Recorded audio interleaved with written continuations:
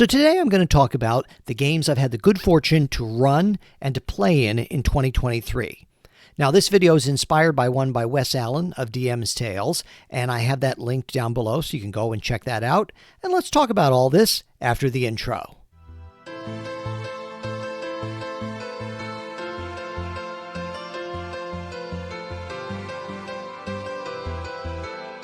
So in this video, we're going to reflect a bit on 2023 and the games that I got to play and to run. But I'm not going to go, blow by blow through every session. That would just take too long, and I don't know that that's a good use of our time. Rather, it'll be more of an overview. So maybe you can take a look or listen about this systems that I've had a chance to run and play, and you'll see whether they're for you or not. So let's first talk about some of them that I've played in. And we began our year playing DCC, Dungeon Crawl Classics. One of my players, Shannon, he's really good. He steps in and game masters from time to time to give me a break because I'm kind of the forever DM, and just sometimes I need a little bit of a break. So we were playing a Dungeon Crawl Classics Lankmar game, and we were a little bit morally ambiguous. We weren't, strictly heroes or epic heroes. We were kind of looking to make a buck. And it was a lot of fun, and I absolutely would play DCC again. However, DCC is a little bit fiddly because you really need all the charts, especially because each spell has its own fumble table, and there's some other stuff where you're changing the step of the dice. So I think for that kind of game, you have to have a dungeon master who really likes DCC and is well-versed in it. But like I said, it's a good system. It's a variation on old school D&D. And then also this year, Shannon ran Shadow Dark, which is really 5e meets old school. So it's really a lot like basic Dungeons and Dragons from back in the day.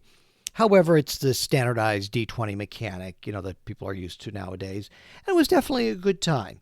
Although I don't know if I'd purchase the game myself, I'll be honest, because it's not that different from BX, or there's not, if the things I liked about it, I could easily, just steal. And in fact, I took the module that we played through, or the adventure we played through, and I rewrote it so that I would have it for myself. And I was able to convert it on the fly to the version of old school that I run, without any troubles. So, but it's still good. If you are interested in it, certainly consider picking it up, and I'd definitely play in it again. And now we're finishing our year. Shannon's running Coriolis, which is a science fiction game with some spiritual elements. So you can pray to the icons, which are kind of like different gods, and get certain benefits from that. Although your DM can also use those against you then. Now, it's a D6 dice pool system. And yeah, I'd play it again. The game right now seems to have kind of almost a Firefly vibe, I would say, or a Traveler vibe. But it's good. It's a nice break to be playing science fiction. Now, I'll talk about some things that I've run. Of course, I've run mostly our long-running basic fantasy game. Now, one thing that I've noticed this year is that we're now at higher levels. Most everybody, I think, is level 12 and up.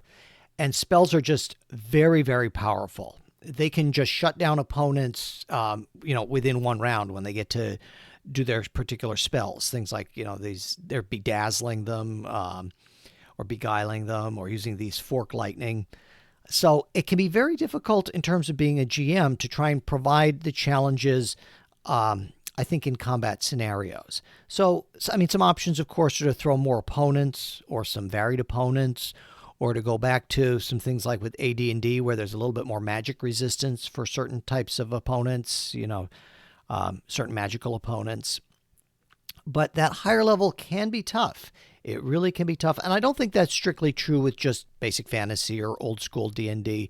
I think it's pretty much in any edition of D&D that once the spells become so powerful, they become very, very overwhelming to think of the challenges for the DM. Now, I'm not grousing. I'm not saying this is a bad thing, but it just is a factor, in terms of my prep. Whereas if I was running a lower level game, hey, a few orcs, and maybe they have an owlbear that they keep as a pet, and I'm done for the encounter. I don't have to think about anything else. So, where do we go with this in 2024? Well, I'm wondering, too, maybe whether we might have these characters become more like mentors, and maybe not domain-level play, but where they're advising maybe now a younger team, so we could have some lower-level adventures as well. But that's a difficult decision, because especially those of you who may know, if you've been running a long-term campaign, people get very attached to their characters, as they should, and that's great. And they've also worked a long time to get to this level, to get to these powers and to get to use them. So it's not like, okay, well, let's just end this and take this away. No, you've spent some time getting these high-level spells. You should be able to use them and have fun with them and, use them in play. So that's kind of where we are with that campaign. We'll see where it goes in 2024. Now, I also am the moderator I'm a high school teacher for our high school Dungeons and Dragons club, and invariably I end up running one of the tables. And then there's another one of the students he has his own group.